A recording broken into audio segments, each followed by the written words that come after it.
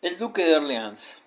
Luis Felipe era nieto del célebre regente e hijo de aquel duque de Orleans que, sin duda, para allanar su camino hacia el trono en calidad de rey del pueblo, se había unido a los revolucionarios de 1789, adoptando el pintoresco nombre de Ciudadano Felipe de Igualdad, y hecho suya a la causa de los jacobinos que votaron la muerte de Luis XVI en la Convención, antes de sucumbir él mismo bajo la guillotina muy poco después. Su hijo, el duque de Orleans, que en 1830 esperaba acontecimientos en el ex Palacio Real, espléndidamente restaurado gracias a sus cuidados, se había pronunciado primero por la revolución y combatido en sus ejércitos a las órdenes de Dumouriez, pero, comprometido en las intrigas de su general en jefe, tuvo que abandonar Francia y sufrir un prolongado destierro, que transcurrió en su mayor parte en Inglaterra, país por el que sentía viva admiración. A la caída del Imperio Napoleónico, Orleans regresó a Francia. Solía decirse con razón que los antiguos emigrados monárquicos no habían aprendido nada ni olvidado nada. El duque de Orleans, que en cambio había aprendido muchas cosas sin olvidar ninguna, no le costó trabajo conducir la oposición bajo la bandera que él apeteciera. Uno de los libelos inspirados por el liberalismo de la época describía al duque de Orleans como un príncipe patriota, libre de los prejuicios que afectaban a la gente de su clase social. En otros términos, Luis Felipe de Orleans era considerado un auténtico francés, y mejor aún, un francés liberal. El duque abrió los suntuosos salones del ex Palacio Real a quienes no se permitiera entrada en la corte, a los que luchaban por el mantenimiento de la Constitución y que leían el Nacional. A pesar de su sentido muy estricto de la economía, Luis Felipe daba de vez en cuando alguna suntuosa fiesta, en donde se codeaban los más elevados personalidades políticas y culturales con las del mundo de los negocios y la burguesía acomodada, con las cuales tenían mucho en común. El duque tuvo buen cuidado en no comprometerse, solo procuraba fomentar en todos aquellos que siempre había ansiado la popularidad. Ordenanzas de Saint-Cloud. El gobierno de Polignac dio un golpe político conquistando Argelia en junio de 1830. Así se forjaban los cimientos del futuro imperio colonial francés en África del Norte, pero toda colaboración entre Polignac y la representación nacional se hizo insostenible. Carlos X disolvió la Cámara de Diputados y convocó a nuevas elecciones, pero el único resultado fue fortalecer la oposición. El rey entonces promulgó un decreto que abolía la libertad de prensa, declaraba disuelta la nueva Cámara y enmendaba la ley electoral del modo más reaccionario posible. El 25 de julio firmó sus fatales ordenanzas en el Palacio de Saint-Cloud. Las ordenanzas se publicaron el día 26. En la mañana del día 27 los almacenes y talleres cerraron sus puertas y una abigarrada masa popular se arracimaba a lo largo de las avenidas y los muelles junto al Sena. Luego los parisinos vieron cómo la policía invadía el edificio del periódico El Nacional y comunicaba a los redactores la orden de confiscación del periódico, el cual había publicado que las ordenanzas constituían un delito contra la Constitución y que ningún francés respetuoso de la ley debía acatarlas. La Revolución de Julio. Aquella mañana el Nacional, al igual que otros periódicos y semanarios, levantó el estandarte de la rebelión contra las inoportunas ordenanzas. El autor de la réplica no era otro que Adolfo Thiers. La audaz protesta de Thiers, el gobierno pierde hoy su legitimidad y los ciudadanos no tienen por qué obedecerle, circuló por todo París y la masa popular se enardeció. Una ingente muchedumbre acudió a manifestarse ante el palacio de Polignac, dando vivas a la Constitución y a la libertad. En las densas filas había antiguos oficiales del ejército, artesanos, estudiantes y obreros, pero las tropas gubernamentales también salieron a los cuarteles para ocupar las calles y custodiar los edificios de interés vital. A la caída de la tarde se levantaron barricadas y los parisinos corrieron a armarse con lo que encontraran a mano: garrotes, fusiles viejos, trabucos o pistolones. Al toque de rebato comenzó la atroz contienda. La bandera tricolor, prohibida por los Borbones, ondeó en las calles y la Guardia Nacional, disuelta desde hacía tantos años, volvió a organizarse al mando de Lafayette, su antiguo jefe. 2 regimientos se pasaron a los revolucionarios, deserción que decidió el éxito de la lucha. El Louvre y las Tullerías fueron tomados por asalto. El rey en Saint-Cloud jugaba una partida de wits. Luis Felipe, rey. Se corrió la noticia de que se había formado en el ayuntamiento un gobierno provisional, lo que significaba nada menos que la posibilidad de una segunda república. Sin embargo, el rey seguía en actitud pasiva. El duque de Orleans prudentemente se había ausentado de París. Talleyrand le envió un mensaje urgiéndolo a regresar a la capital y hacerse cargo del gobierno. El joven Thiers se presentó en el palacio donde residía el duque para insistir en la conveniencia de su presencia en París.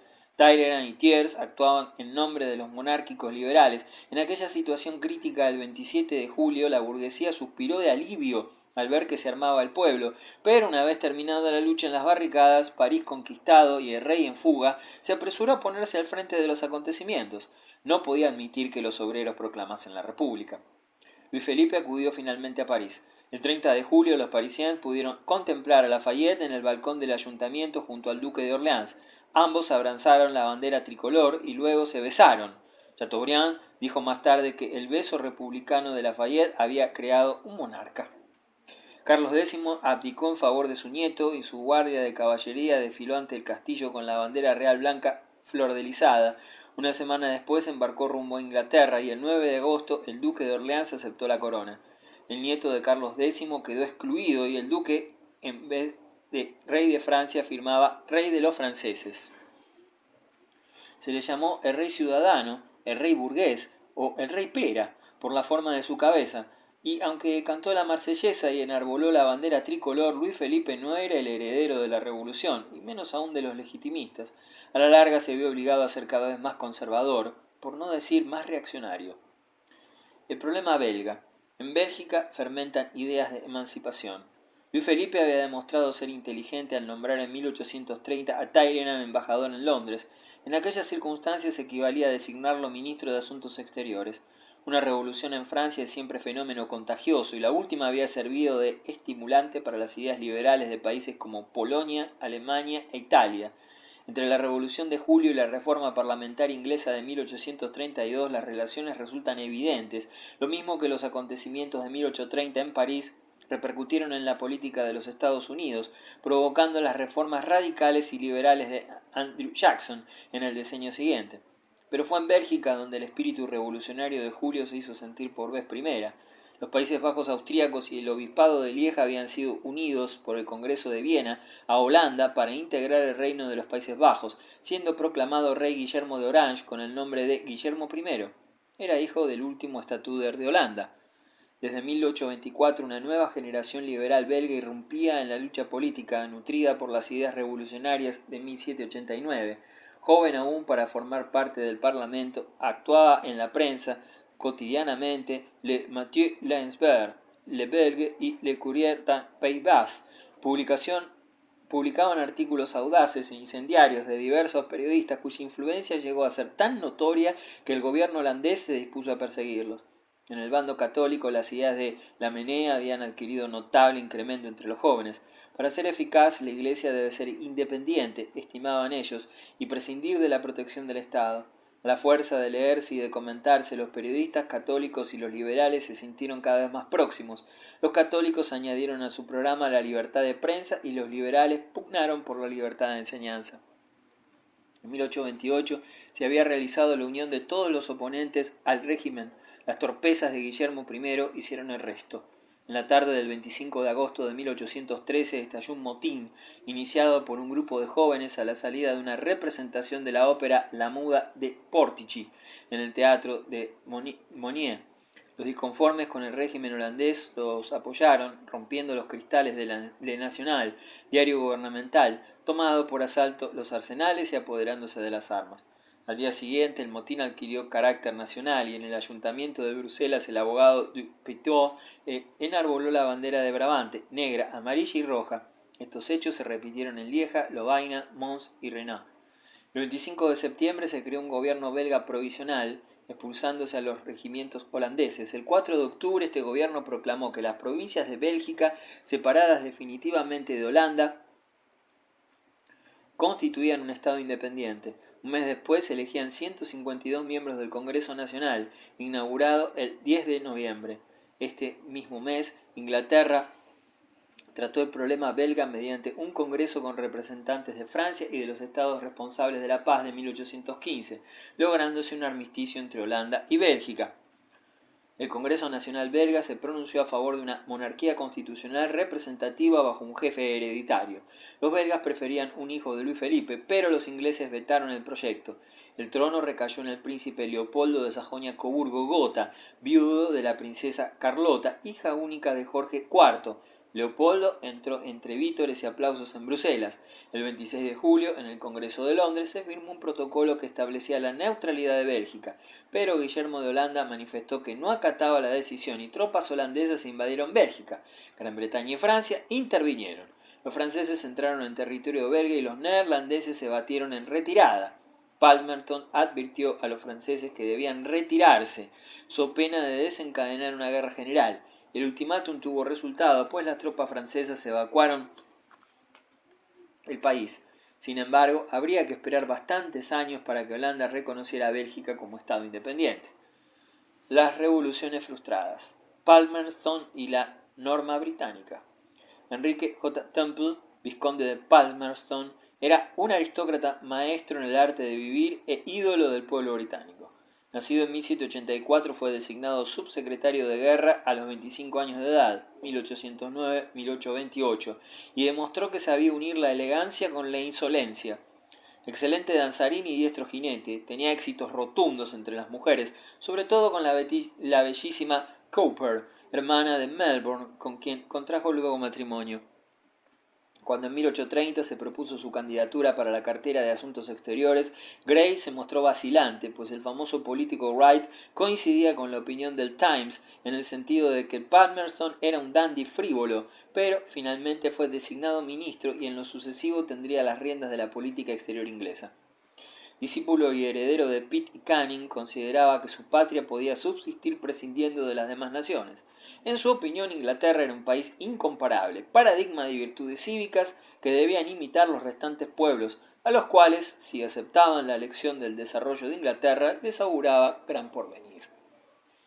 Aquel apasionado entusiasmo por Inglaterra lo empujaba en política hacia la extrema derecha, por lo que se refiere a política interior. No quería en modo alguno que su isla cambiara, pero en política extranjera se dedicó a la tarea de propagar el liberalismo. Palmerston aborrecía a todos los extranjeros, incluyendo a los embajadores y al propio príncipe consorte. Según Lytton Strachey, Palmerston consideraba a Alberto como un joven extranjero que tenía el inmenso defecto de no poseer más que virtudes. En su correspondencia con Victoria, Leopoldo I de Bélgica califica a Palmerston de autócrata. En cambio, Talleyrand, embajador francés en Londres, lo consideraba uno de los hombres más inteligentes que conociera en su prolongada carrera política. John Russell, experimentado primer ministro después de la dimisión de Peel en 1846, resume así sus impresiones sobre Palmerston. Era un hombre capaz que regía a la perfección su ministerio y los asuntos de la política exterior, un excelente colega que no provocaba dificultades en los asuntos referentes a las relaciones exteriores, pero que se indignaba cuando algún extraño trataba de inmiscuirse en sus funciones ministeriales. Polonia y el zar Nicolás I. Palmerston lamentaría siempre no haber podido ayudar a Polonia cuando se sublevó contra la tiranía zarista en otoño de 1830. El zar Nicolás consideró aquella rebelión como una hija de la Revolución de Julio. El zar sentía un santo horror por el rey burgués. Con todo entusiasmo hubiera Nicolás intervenido en Bélgica para ayudar a Guillermo de Orange en nombre de la legitimidad monárquica, pero los polacos le impidieron prestar su ayuda. Estos tuvieron que enfrentarse a solas en su heroica lucha, ya que su angustiosa llamada a los liberales europeos no dio resultado positivo. Inglaterra se encontraba ocupada en la cuestión belga y Luis Felipe no se atrevió a actuar, a pesar de la sincera simpatía de los franceses por los valientes rebeldes polacos. Polonia suplicó que le suministraran armas, dinero y técnicos militares, pero no pudo obtener nada. El zar reprimió la sublevación con inaudita brutalidad. Brandenburger y Laubert, historiadores alemanes muy poco simpatizantes de los polacos, dicen a tal respecto. Nicolás privó a Polonia de régimen autónomo, despreciando las protestas de las potencias occidentales, y sustituyó la Constitución por el Estatuto Orgánico del 26 de febrero de 1832, de carácter nada extremado, pero que en la práctica no llegó nunca a estar en vigor. Desaparecieron el ejército, la dieta y los ministros polacos. En San Petersburgo se creó un departamento para los asuntos de Polonia. Los reclutas fueron incorporados a las guarniciones del Cáucaso y de la Siberia. Comisiones de gobierno desempeñaron las funciones de las autoridades. Dejó de celebrarse la ceremonia de la coronación en Varsovia. También se pusieron trabas a las actividades intelectuales por medio de una rigurosa censura, la disolución de la Sociedad de Amigos de la Ciencia y la clausura de las dos universidades.